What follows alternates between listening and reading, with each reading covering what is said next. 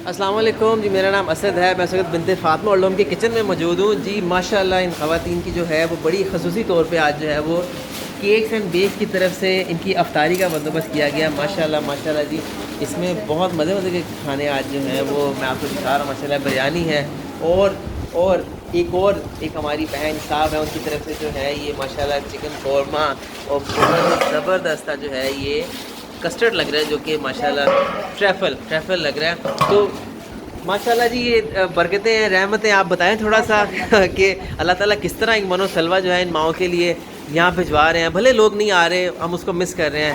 अल्लाह का वादा है ना। माशाल्लाह है कि अल्लाह का वादा, अल्लाह ने चूंटी को हार मेहंदी रिजल्ट पहुँचाना है। माशाल्लाह तो हम लोग तो फिर बिनते फातिमा की माँ है। माशाल्लाह माशाल्लाह अल्हम्दुलिल्लाह माशाल्लाह फिर से रौनकें दुबारा हो गई।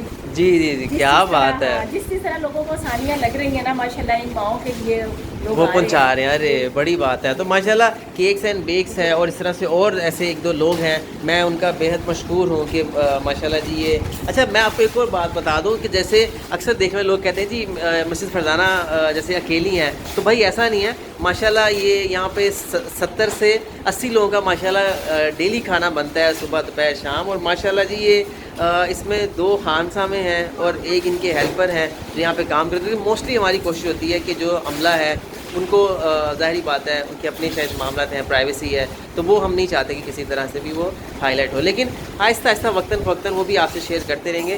तो जी ये माशाल्लाह जी आज की अफ्तारी है अल्हम्दुलिल्लाह।